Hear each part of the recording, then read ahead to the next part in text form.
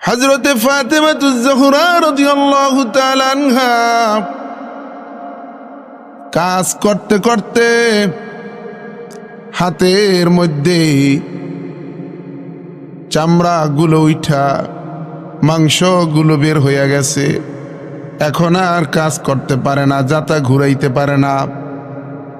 কত কষ্টের জীবন। স্বামীকে ডেকে ডেকে বলতে আছে, স্বামী গো,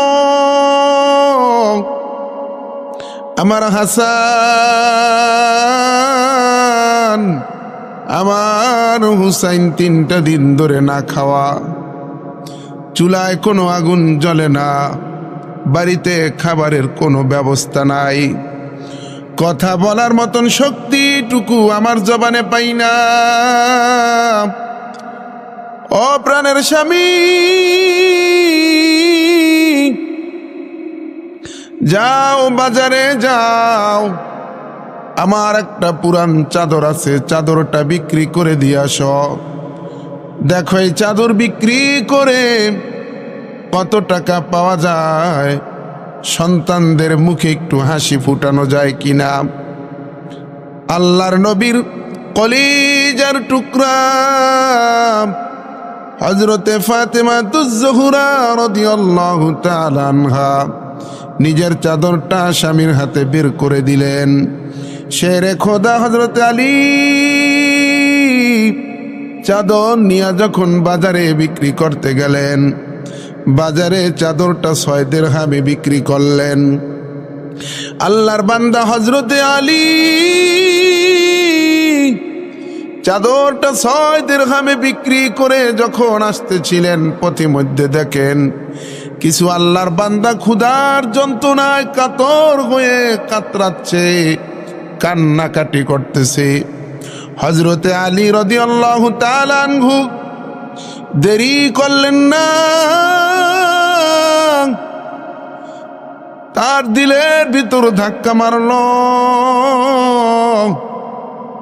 আল্লাহর বান্দাগুলো না খাওয়া ক্ষুধার যন্ত্রণায় কান্নাকাটি করতেছে, আর আমি আলী 6 দিরহাম নিয়ে বাড়িতে যাব, এটা হতে পারে না।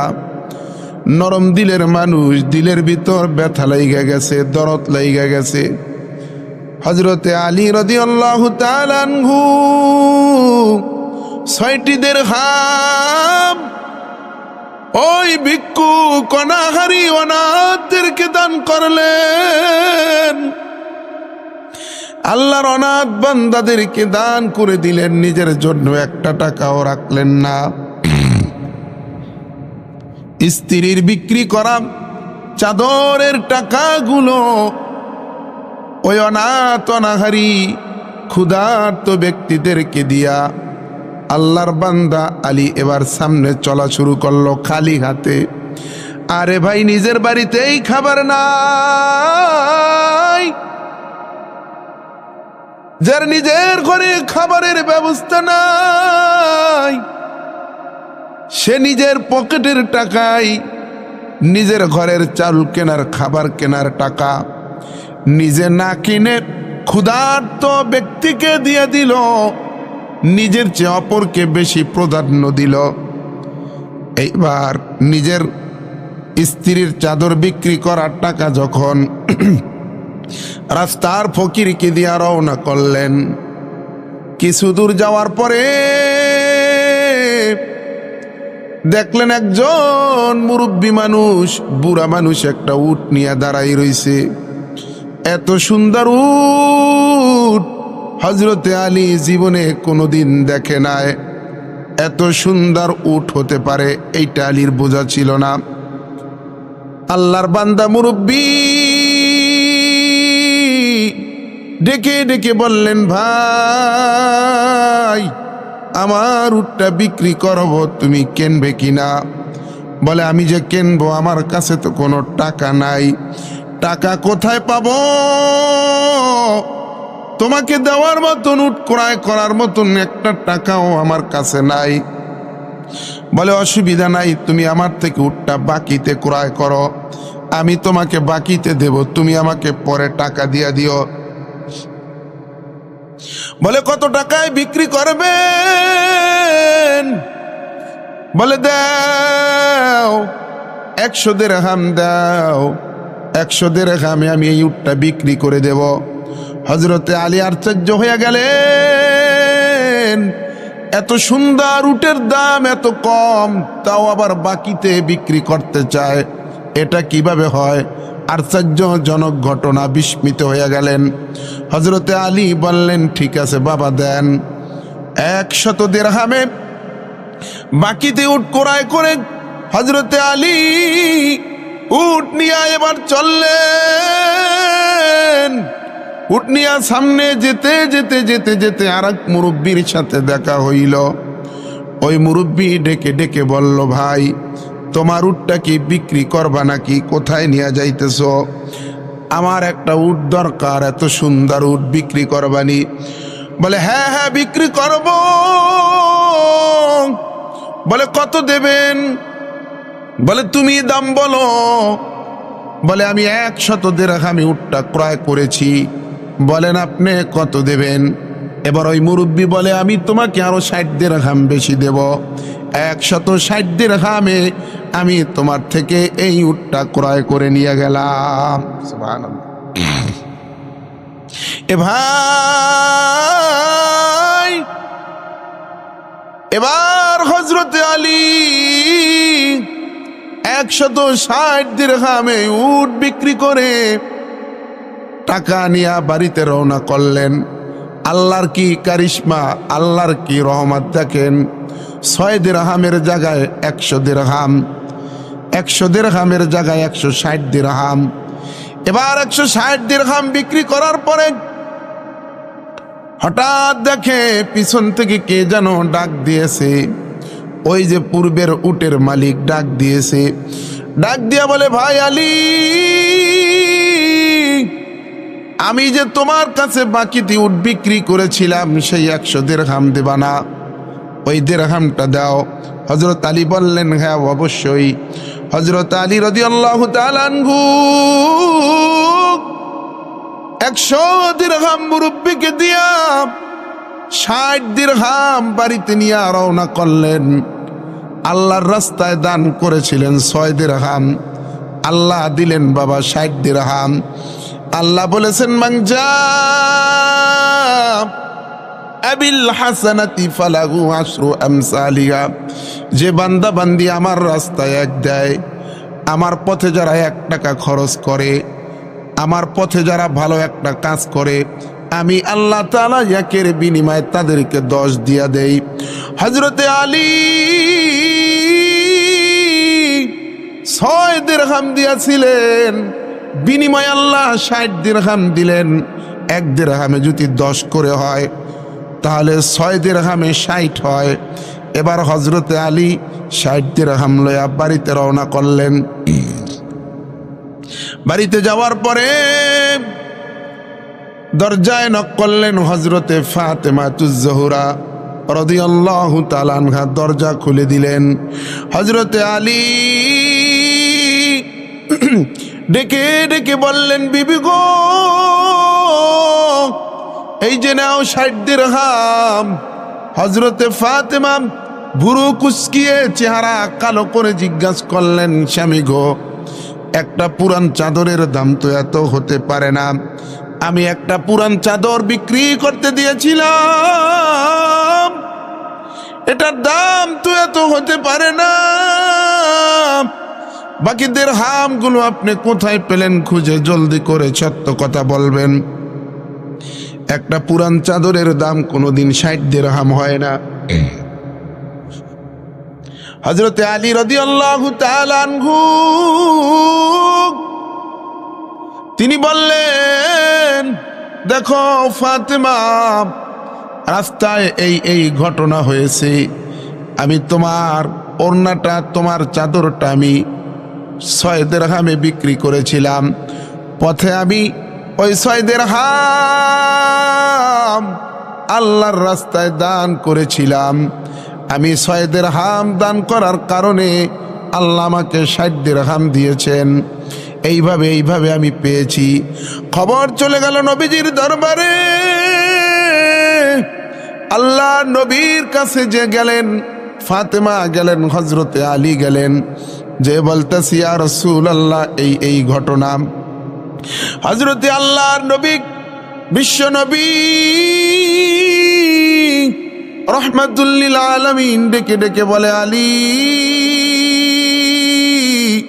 ও আমার মা ফাতেমা, জানুনি এই যে উটটা কিনলো, এই উটালা কে ছিল? ও আলী, তুমি জানুনি? বলে, না না, জানি না।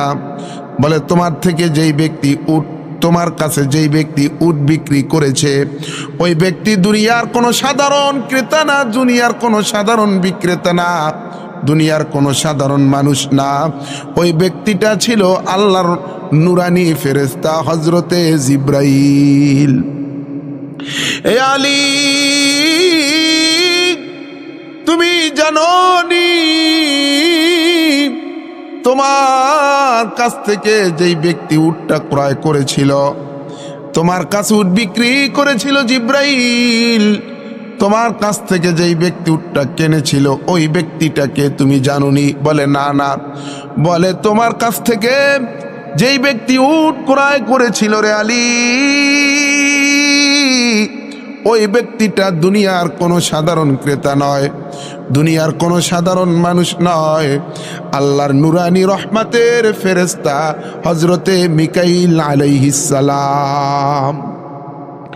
এ আলী, জানোনি তুমি যে উটটা ক্রয় করেছিলা, ওই উটটা হলো জান্নাতি উট।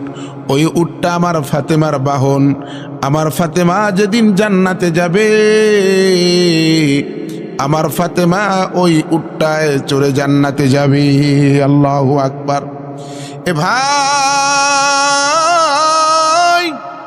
এ আমার পর্দার আড়ালের মা বোনেরা,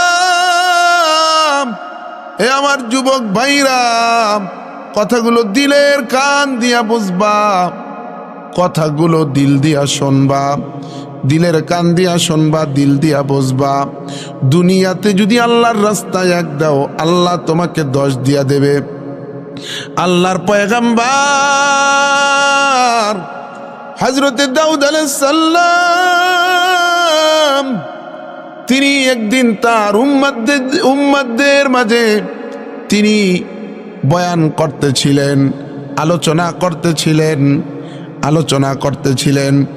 এমন মুহূর্তে হযরতে দাউদ পয়গম্বরের দরবারে আজরাইল এসেছে। আজরাইলের সাথে দাউদ পয়গম্বরের ঘনিষ্ঠ সম্পর্ক ছিল। এ ভাই, হযরতে আজরাইল দাউদ আলাইহিস সালামকে বললেন, হে আল্লাহর পয়গম্বর, ওই যে দেখেন আপনার একটা উম্মত, ওই উম্মতটা আজকে আপনার এখানে বয়ান শুনতেছে, আজকে আপনার এখানে তালিম শুনতেছে, কিন্তু আগামীকাল সে আর আসতে পারবে না। আগামীকাল এমন সময় তার জান কবজ হইয়া যাবে। হযরতে আজরাইল ওই লোকটার দিকে তাকাইয়া মিটু মিটু হাসে গো। আল্লাহর বান্দা ওই দরবার থেকে বের হইয়া গেলেন। আজরাইল যখনই আসতেন, দাউদ আলাইহিস সালামের সাথে সম্পর্ক ছিল, দেখা করতেন। আল্লাহর বান্দা হযরতে দাউদ, নবী দাউদ আলাইহিস সালাম বয়ান শেষ করে দিলেন, সবাই চলে গেল। যেই বান্দাকে দেখে আজরাইল হাসছিল, ওই বান্দাটাও দরবার থেকে বের হইয়া চলে গেল। পরের দিন হযরতে আজরাইল আবার দাউদ আলাইহিস সালামের সাথে সাক্ষাতের জন্য আসলেন। সাক্ষাতের জন্য আইসা এবার হযরতে দাউদ আলাইহিস সালাম আজরাইলকে জিজ্ঞাসা করে, এ ভাই আজরাইল, তুমি বলেছিলাম আমার ওই উম্মতের জান কবজ করবা, কিন্তু আমার উম্মত তো এখনো তেমনি বিদ্যমান, কালকে যেমন ছিল আজকে তেমনি আছে। তুমি বলেছিলে আজকে এমন টাইমে আমার উম্মতের জান কবজ করবা, কিন্তু আমার উম্মত তো আজকেও আমার বয়ান শোনার জন্য এসেছে। কারণটা কি? আজরাইল বলে, হে আল্লাহর পয়গম্বর দাউদ নবী, আমিও তো সেইটা বলি। কারণটা কি? কারণটা কি? আল্লাহ তো আমাকে বলেছিল তার হায়াত শেষ, তার এই টাইমে জান কবজ করার কথা, কিন্তু আমি আশ্চর্য হয়ে গেলাম।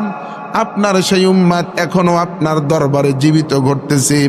আমিও তো একই প্রশ্ন আল্লাহর কাছে করতেছি। বলে, আমি আল্লাহর কাছে জিজ্ঞাসা করলাম, মালিক তোমার বান্দার জান কবজ করার সময় হয়েছে, জান কবজ করব। আল্লাহ বললেন, খবরদার আজরাইল, আমার বান্দার ধারে কাছেও যাবি না, আমার বান্দার জান কবজ করবি না। আমার বান্দার হায়াত আমি আরো বাড়িয়ে দিয়েছি। বলে, কেন কেন?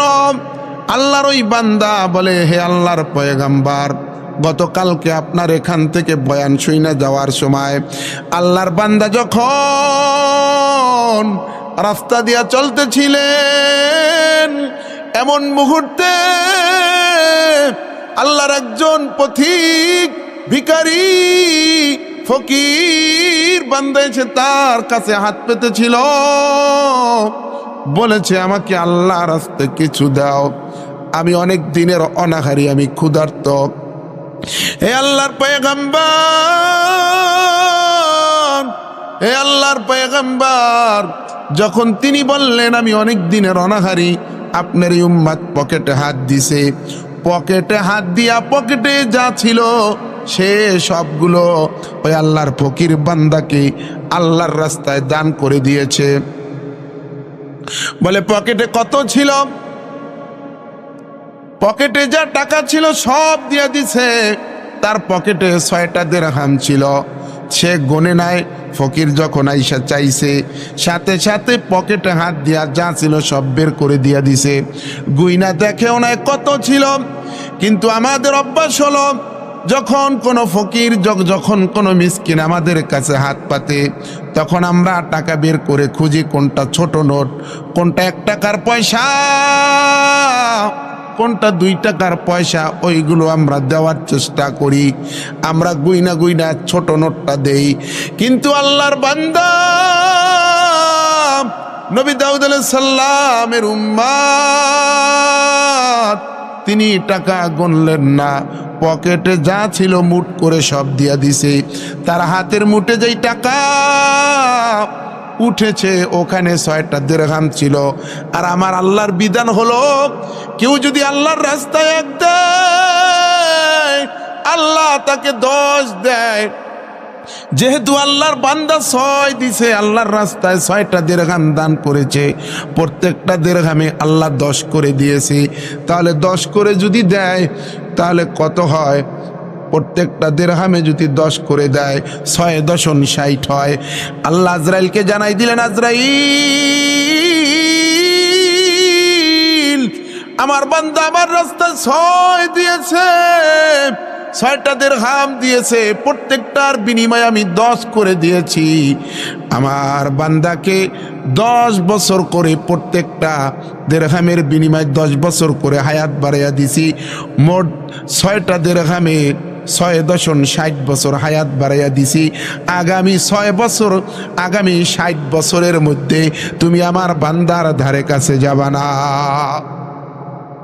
এ ভাই, আমার মুসল্লি বাবাজিরা, দেখো, দান করলে আল্লাহ হায়াত বাড়াই দেয়, সম্পদ বাড়াই দেয় আল্লাহর রাস্তায়। এজন্য আজরাইল বলে, এ আল্লাহর পয়গম্বর, আমি তো জান কবজ করতে এসেছিলাম, কিন্তু আল্লাহ আমাকে ডেকে বলেছে, আজরাইল খবরদার, আগামী 60 বছরের ভিতর তুই আমার বান্দার ধারে কাছে যাবি না। এজন্য ভাইরা আমার, যখন কোনো মিসকিন, যখন কোনো অসহায় ফকির এসে হাত পাতবে, তখন তাদেরকে খালি হাতে ফেরত দেওয়া যাবে না। কারণ সদকা এবং দান এটা মানুষের হায়াত বৃদ্ধি করে, মানুষের ঝুলে থাকা রিজিক জমিনে ছুটিয়ে আনে। আসমানে মানুষের রিজিক অনেক সময় ঝুলে থাকে, দানের ধারা, ইস্তেগফারের ধারা ওই রিজিক দুনিয়ায় চলে আসে। এজন্য আমরা যখন কোনো অসহায় ব্যক্তি, কোনো দিনই প্রতিষ্ঠান, কোনো মুসাফির আমাদের কাছে হাত পাতবে, আম্মাসা ইলা ফালা তানহার, আমরা তাদেরকে কি করব না, ধমক দেব না, তাদেরকে তাড়িয়ে দেব না, যা পারি আমরা তাদেরকে দান করার চেষ্টা করবো ইনশাআল্লাহ।